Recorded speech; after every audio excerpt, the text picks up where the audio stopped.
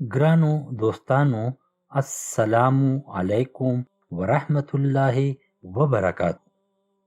تاسو په خدمت کې د حضرت تمامه ابن قتل رضی الله تعالی عنہ د ژوند په هکله رڼا اچوم. خو د هغوی د ژوند د حالاتو نه آګاهو زه دا خبره ډیره فخر سره څرګندوم چې زما په دې یوټیوب چینل کې چې څومره د صحابه کرامو د ژوند په هکله چې کوم بیان زه ستاسو په خدمت کې پیش کوم، هغه مونږه بالکل د مستند کتابونو او بیانونو نه اخذ کړی دی او داسې خبرې له مو ځای نه دی ورکړی کوم چې لږ غوندې هم ضعیف یا کمزوری وي.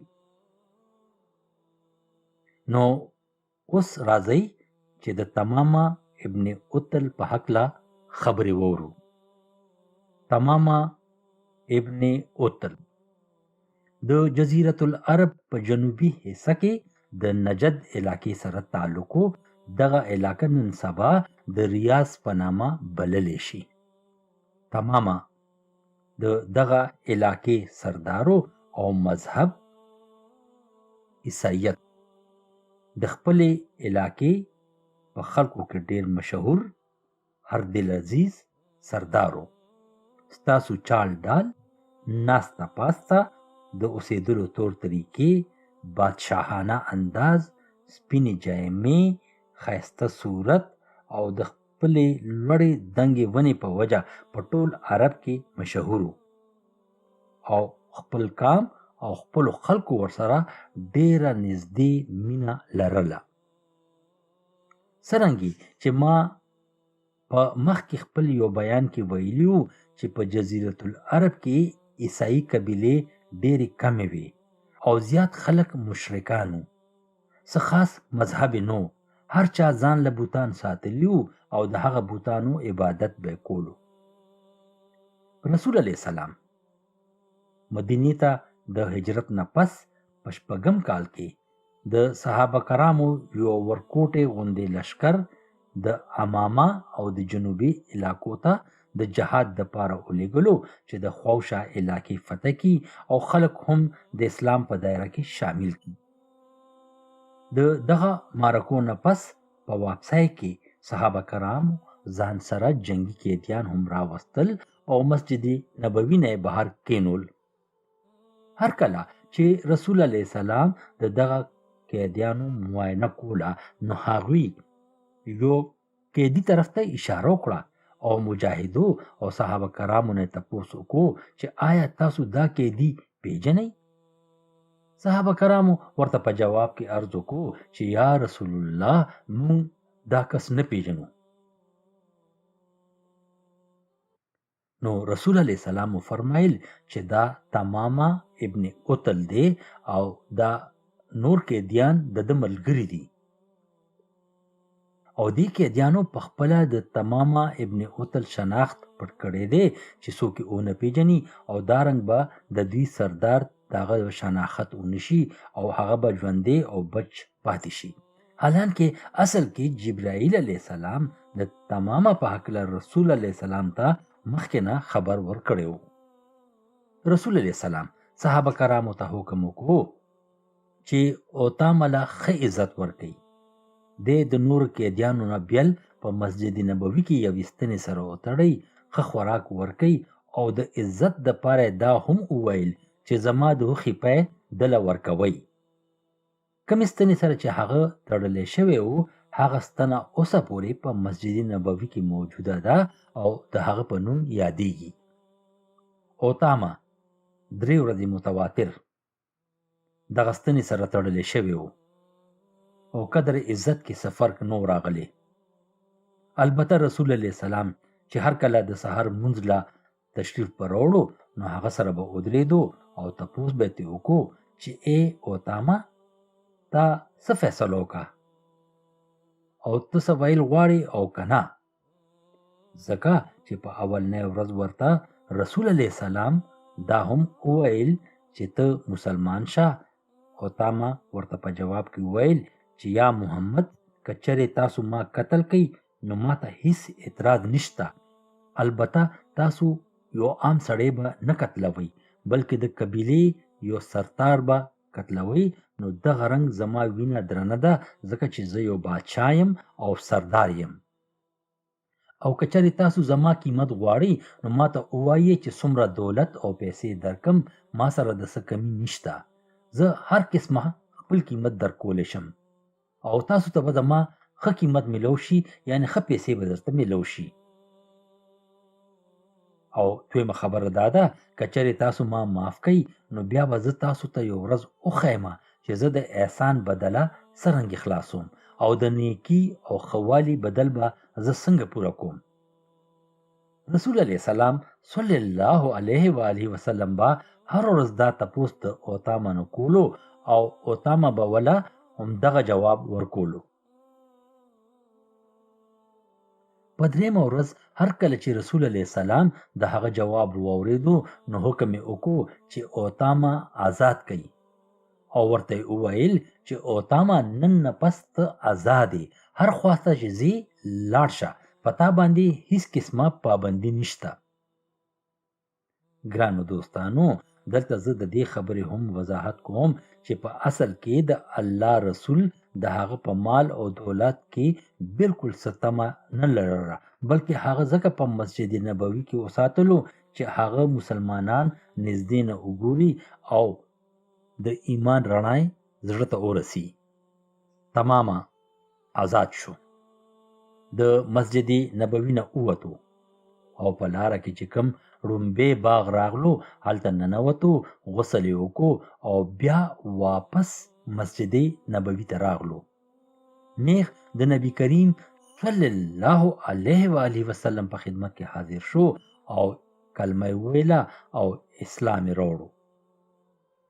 تمامه نبی علیه السلام ته وویل چې یا رسول الله، د قید کېدو نه اول ما دپاره ستاسو چهره یعنی مخ مبارک په دې دنیا کې د هر څه نه زیات ناپسندیده مخ و او دین اسلام زما په نزد ټولو نه خراب او ناپسندیده مذهب و.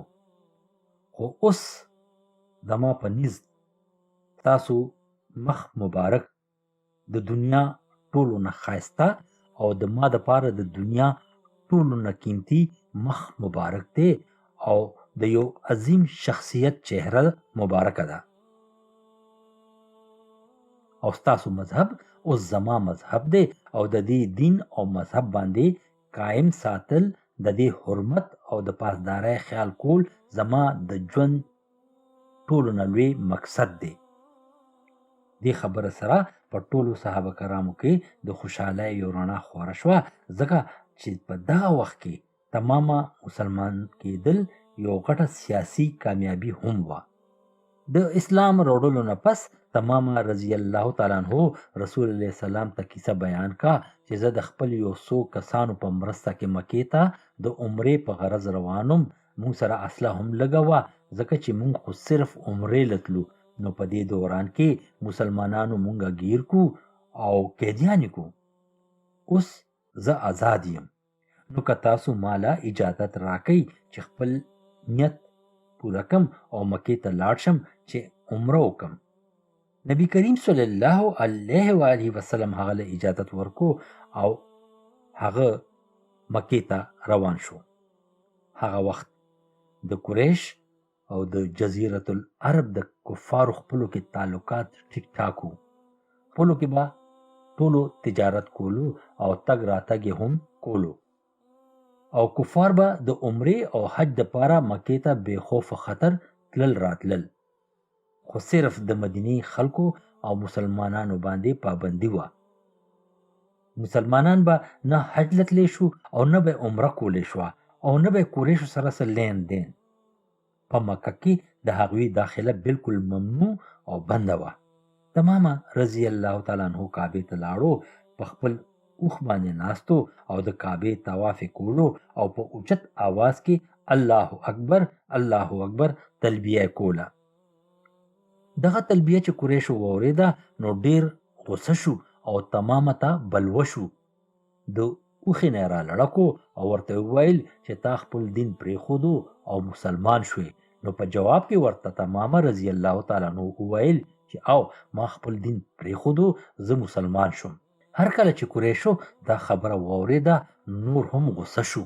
د تمامه رضی الله تعالی عنه د قتل کولو دپاره تورې هم راوویستې، خو دې دوران کې د قریشو مشران راورسېدل او تمامه رضی الله تعالی عنه یې د خلکو نه خلاص کو او هغوی دغه خلکو ته وویل که چېرې تاسو تمامه ته تکلیف ورسولو او یا قتل کو نو تاسو ټول به د لږې د لاسه مړه شئ، خبردار چې هغه ته څه ونه وایي.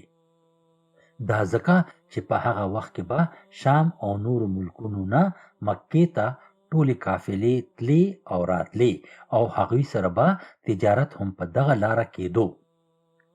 مکې ته به ټوله غله هم په دغه لاره راتله، یعنی دا ټولې قافلې به په نجد او یمامه راتېرېدې.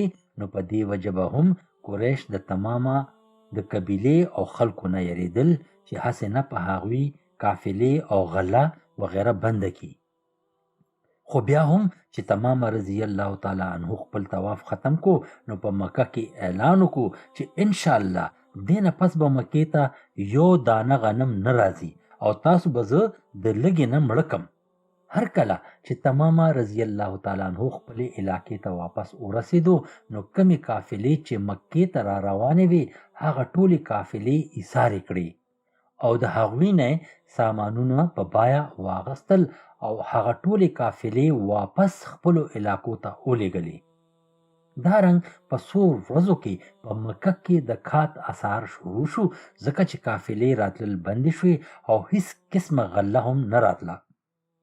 کله چې قریش ښه تنګ شو او کات سخت شو نو هغوی نبي علیه السلام د خط ولیږلو او ورته ولیکل چې تاسو علیه السلام خو خلکو له درس ورکوئ چې خپلو خپلوانو او اقربا سره مینه کوئ، ورسره محبت کوئ، د هغوی خیال ساتئ او حاجتونه پوره کوئ او دلته تاسو خپلوان او رشتهداران د نهارې نه مري، خوراک نشته، خلک پریشانه دي او کات دی او تاسو زمونږه هډو فکر نه کوئ. مهرباني وکئ چې تمامه ته حکم وکئ چې هغه دې زمونږه قافلې آزادې کړي او موږ سره دې چې نور خلک تجارت شروع کړي.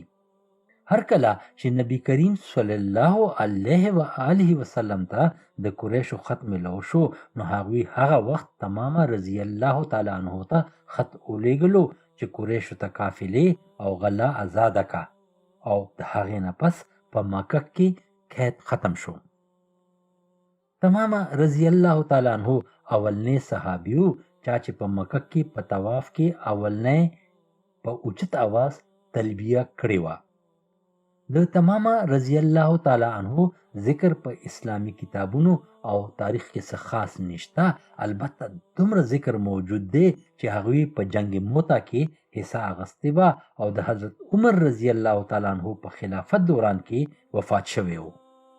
ګرانو دوستانو، امید لرم چې تاسو به دا ویډیو خوښه شوې وي. که چېرې په دې ویډیو کې څه کمی تاسو ته ښکاري نو ماته ضرور خبر راکئ او خپله رایه ماته راولېږئ. زما تاسو ته خواست دی چې مهرباني وکئ دا ویډیو لایک هم کئ او شیر یې هم کئ. په دې طریقه به نور خلک هم دې نه مستفیده شي. الله دې موږ له توفیق راکړي چې ښه خبرې واورو او عمل پرې وکړو او دا خبرې په آخرت کې زما تاسو ته خواست دی چې مهرباني وکئ دا ویډیو لایک کئ او شیر یې هم کئ. په دې طریقه به نور خلک هم دې نه مستفید شي.